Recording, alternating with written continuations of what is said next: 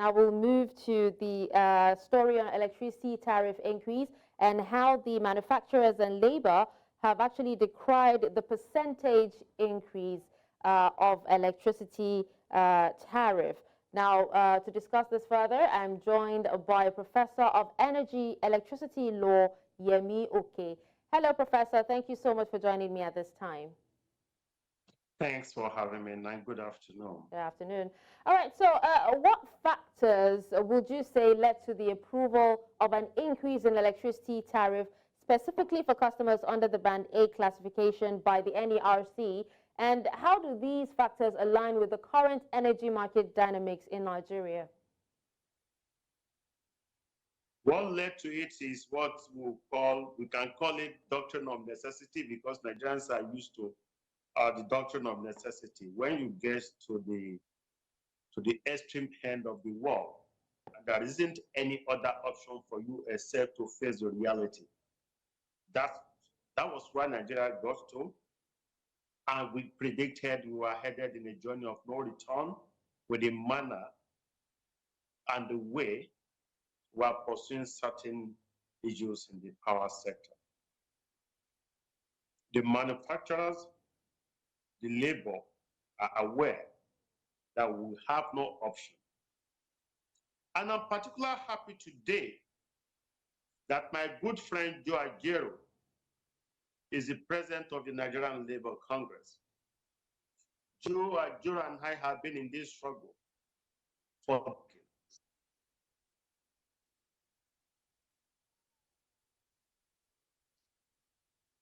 When we had privatization of the power sector, he was the head of the Electricity Union. What were the concerns? The concern then was how to get things done correctly and to be sure we are privatizing correctly. So we had a bit of divergent views. All right. So what you're saying is that the tariff increase. The manufacturers are the receiving end of the challenges in the power sector. So whichever way you look at it, all stakeholders, if they will be honest and sincere enough, we agree that we had no option as a country than to do what has been done. It's not even about this administration, because we even suggested it to the Jonathan administration. We amplified it even under the Buhari administration.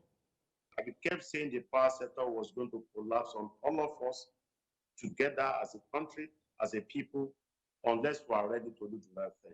Okay, but would you say, you said unless you are ready, but would you say that, you know, right now is the time, considering that everything is on the increase with the subsidy removal on fuel, everything seems to be on the increase except the salaries of those who can actually afford it? Before, Nigerians, we were living on false hopes before. Even in the fiscal regime, which is not being addressed, we are living on false hopes even in the power sector. It was a stimulated sustenance that we had, because government was then spending more in a supposedly privatized power sector. And that was not going to be sustainable. We told them that was not going to be sustainable. We told them like more than a decade that the way at which we were going, it wasn't going to be sustainable, because one is witnessing the speculated foreign direct investment we expected in the power sector, because the sector was not that buoyant. It wasn't that liquid. We subsequently witnessed a situation in which the discos, almost all of them except for 2 or 3, became technically insolvent. We saw a situation in which the gencos couldn't even continue to generate for the discos to distribute, because they couldn't afford to pay for the gas. So gas was the main feedstock of the power sector. Then the gas guys, producers, continued to produce gas for domestic markets at a loss. It got to a level they weren't encouraged to continue, because nobody was going to pay for their losses. Despite the fact that they had a kind of a statutory obligation, the trustee statutory obligation, we call it, because that wasn't going to be enforceable. called domestic gas obligation. All right, Prof. Gas But and then, national- but then, could you, provide insights into the criteria used by the Nigerian Electricity Regulatory Commission, that's the NERC, to classify customers into different bands, and what measures are in place to ensure that customers receive the required hours of electricity supply as per their classification? Well, let me tell you, I'm not going to speak for the regulator. I'm not a regulator. I never agreed with them that I felt they are part of the challenges that we're having as a country. There were times I descended on them heavily, and I'm not ready to do that now, because there's nothing I ought to say that I've not said years back, decades ago, as to where we are in the power sector. I felt the regulator has not been regulating effectively. I think even the operators agreed that they weren't having effective regulation in the power sector. And once federal government privatizes, the only reasonable thing the government could do is to bring on board effective sector regulation. If there are challenges in the financial sector, the banking sector, nobody's going to talk about the federal government. And that's why nobody should look at the federal government as being the reason for the increase or adjustment in the tariff. If there's anything in the monetary policy, people talk about the CBN because CBN is seen as a regulator. So if there's any intervention in the power sector, it's not the federal government, it is the NERC, Nigerian Electricity Regulatory Commission, which is the regulator, because it should ordinarily be independent of government. All right, Professor. Most of the challenges you have are things that ought to have been avoided. Government was subsidizing gas purchases. Government was subsidizing production as against actual consumption of electricity as is done in other countries. The discos are struggling to meet their obligation, both to the gencos, both to their lenders. A lot of Nigerians are bypassing meters.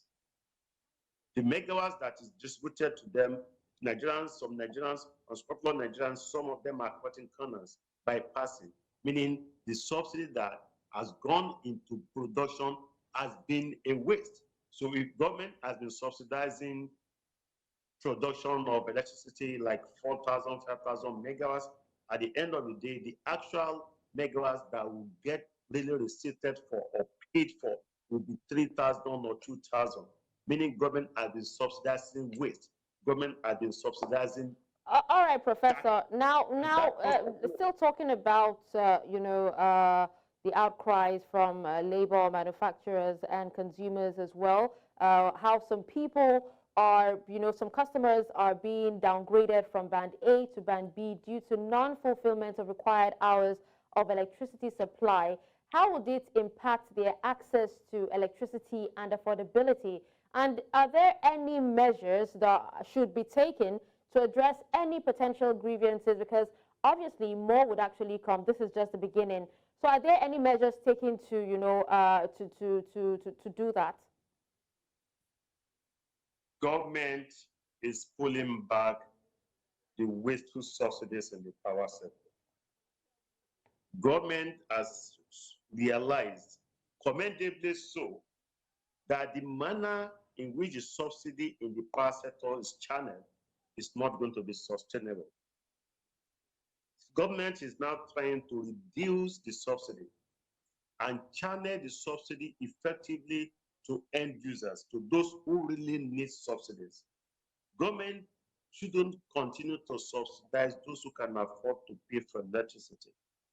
And I've been saying, and I'll still say again, an average Nigerian consumer will be ready to pay slightly more for electricity if they have supply. An average manufacturer will be willing to pay slightly more for electricity supply if they have it.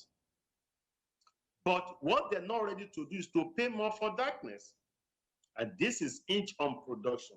What is being done will mean they're going to free up the money for subsidy and channel it to those who really need subsidies. Two, they're going to be able to pay for the gas, and the gencos are going to be properly paid for the megawatts they've generated. Then the discos will be more effective in the marketing of the megas that they have, including recovery of those bills, those tariffs from those who have been bypassing. Government is now able, through presidential metering initiative, another initiative, to ensure Nigerians are meeting the metering gap so that Nigerians can now regulate their consumption pattern.